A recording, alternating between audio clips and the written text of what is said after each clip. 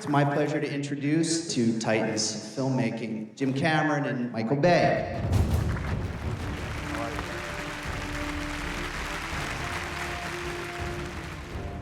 I actually think that all films benefit from 3D in varying degrees. But when I heard that you were considering 3D, I thought, man, I've got to talk Michael into this somehow. He invited me to the set of Avatar, and he's like one of my idols here. And he says, Michael, we've done everything. And I'm like, well, you sunk the Titanic. I didn't, so I got a lot more to do. But he said, you got to look at it as a toy. It's another fun tool to help get emotion and character and create an experience. And I'm always trying to create a great summer experience for the moviegoer.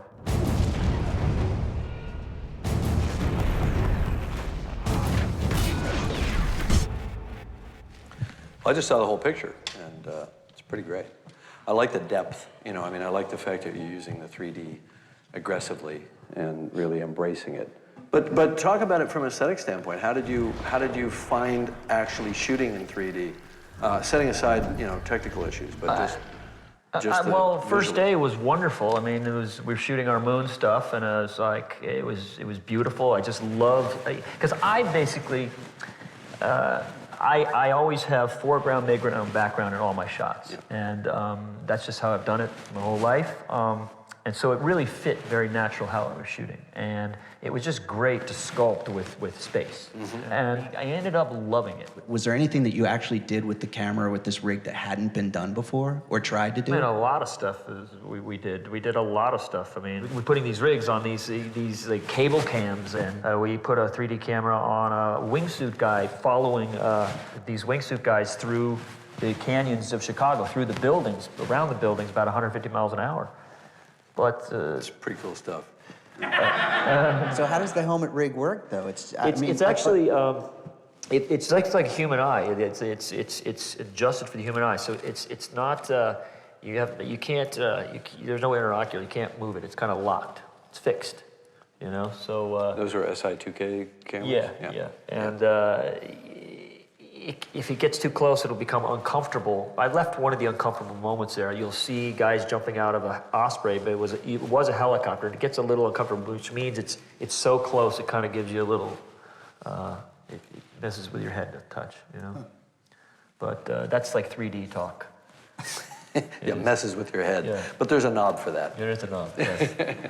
So you ultimately decided to use the Fusion rig, right? And so what cameras did you choose to use with the rig? What are they, F-35s, F-30? I think you used F-23s and F-35s. Yeah, if I'm not they're big, they're cumbersome. Literally, the rig's about this big, and you've got a big mirror.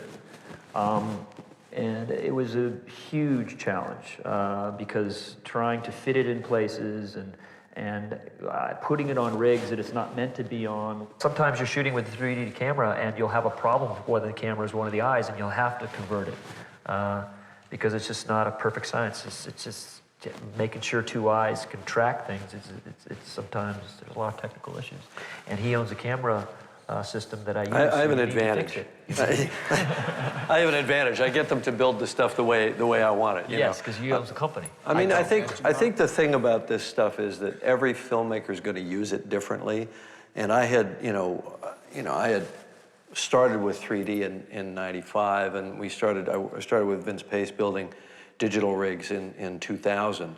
And so it was a 7-year development to get to Avatar. And it was still kind of experimental, a little bit of a science experiment in the first few days. We were still figuring out how to get it onto the Steadicam and all that sort of thing, and balance the rig when the I/O changed.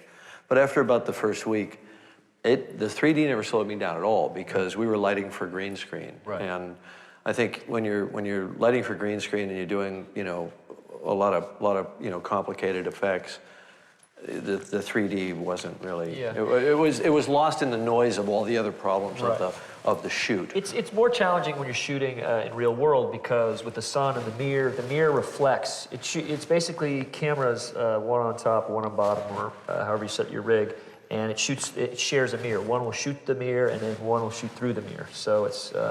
You have to watch light spill, because it'll wreck one of the eyes. So that takes a lot of time. That's definitely true. When we first started building these rigs in 2000, the first thing we did was take them out on an expedition in the middle of the North Atlantic, and we were in storms and hurricanes and little boats racing around and all that. That's an action director. That right was there. yeah, we figured let's not screw around. Let's take it down to the bottom of the ocean, all that. So, and took it in aircraft and everything. But those were mostly side-by-side rigs. And I see the beam splitters as being the right, for me, it's tools for, different tools for the job. And the beam splitter rig I would use for a shot where I was closing in on somebody from a distance, or I was shooting tight close-ups, that sort of thing. And anything more than 6 feet away from the action, I'd just shoot side by side, and then the lens, hopefully the lens flare is the same in both lenses, but it never is. Yeah. But that's why God invented Photoshop. Can you be more specific about any sequence that was most challenging? I mean, you like to shoot aggressively, and there was no, you couldn't see how you could use these rigs to shoot the way you like to shoot. Well, can you be specific about something with that was... 3D, it's got a problem where you stroke if you pan too quickly. So this movie, I had to be more in terms of wide and slow, and slow the cutting down a bit. When you pan, there's a person on set who will actually bring 3D out, so as you're panning almost in 2D, and it goes back to 3D. 3D is like as you said before in interviews, it's like music, right? You kind of sculpt it, how it goes more 3D, less 3D. Yeah, I think we were talking about that when you were thinking of doing the picture in 3D.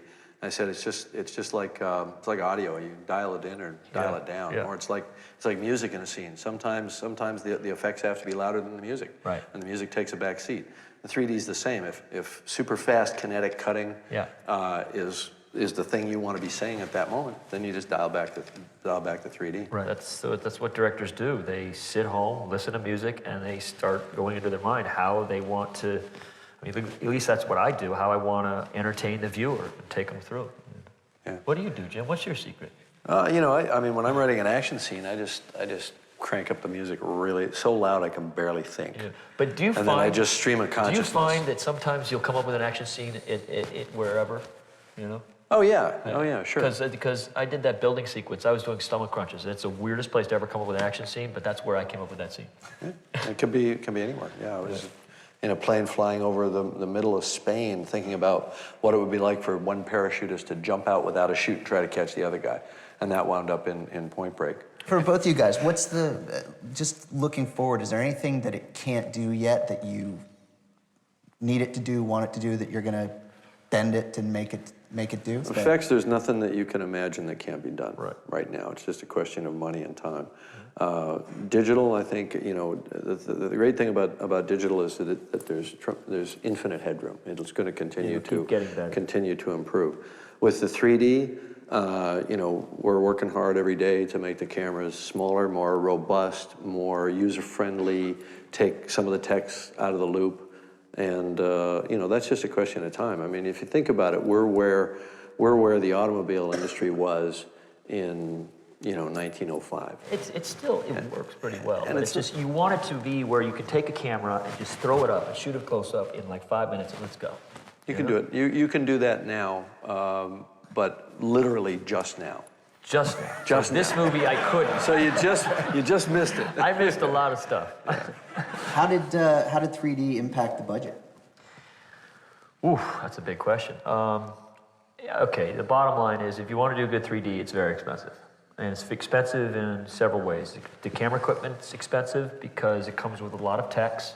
The hardware, just the equipment's expensive. The labor. When you're doing special effects, you have artists, digital artists, but they have to do, I think, about a third more work when they have to match two eyes. Each shot takes more work. So you have to, depending how many shots you have, that incrementally increases. And we had money for conversion, for equipment, for tech. There's a lot of tech fixes. It's not easy shooting 3D. It's never technically perfect, like where you shoot film and you get it back from the lab and it's like, oh, that's great. It doesn't come out like that with 3D. There are days when you're doing 3D, I mean, the worst of days are when you're in Chicago surrounded by 100 burning cars and you've got the whole camera tech department around a camera like a dead body, and they've got little scalpels and little needles, and the Austrian camera tech goes, it doesn't look good. And then you've got my director of photography is Amir Mokri, who's Iranian, and Iranians are very passionate people, and you've got to calm your DP down and just say, I'm just a director with a little dream of doing a 3D movie, and so it's a challenge for because it's a brand new beast. Does it add days to your shooting? It didn't add any days to my shooting. And that was the thing that I wouldn't let me do. And so the only way I was able to do a beast of this movie, shooting 3D, my style was, because after I did camera tests with the crews and I timed them and I pretended because I leapfrog a lot on set, I'm several shots ahead, and I'm like, I wanted to see how fast I could change lenses and go with my style. And they were pretty good because they were a very savvy group. We used the Avatar crew. They're one of the best 3D crews around. So I had a 50-foot techno crane. We carried it everywhere, and so the camera basically stayed on this thing. I have one of the best crane operators in the world. He can use that thing like a little Steadicam. He could do the beautiful dolly moves with the gigantic 50-foot techno. So that saved a lot of time. But I would do my face stuff, my B camera, with film camera. To me, there's nothing more beautiful than film. And we found that converting faces was not, it wasn't bad. I mean, we did a lot of tests with convergence houses. We spent about 7 months checking out every house. So we found a style that fits. So I was able to shoot about 60% native. Then you've got maybe 15% all digital, so that could be full 3D. And then you have conversion shots. So some of the shots and scenes are converted. How do you make sure? Well, what we did is that it's the highest quality? We were working. First, we tested the houses out, and then what we did is we're giving all our elements like 9-10 months earlier. Meaning like when you're doing a layer of visual effects, we start spitting out all the layers so they get all this information, so they're so much more detailed in the shots. And there's some beautiful conversion work. It can be beautiful, it really can. The thing, as a filmmaker, I was talking to Jim, it's a little bit more warm when you're shooting native. It's just slightly, but there's some great conversion shots, and it can be done very, very well. I'm very happy with the work that my two companies are doing. Would you consider yourself a convert now? Would you shoot another? Yeah, I don't think everything's right for 3D. I think for this, it was going to come in 3D. No.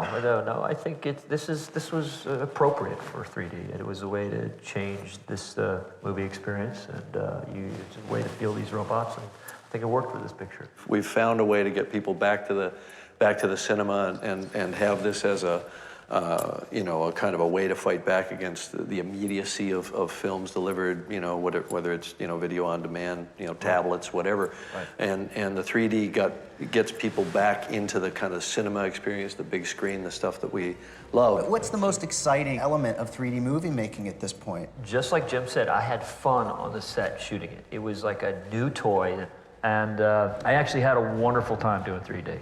I think it's the applause of the audience when they see something that blows their minds. That's the most exciting part. And you've won them.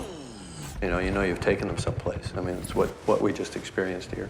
That's what's great about it. You can't beat a line like that. It's a setup.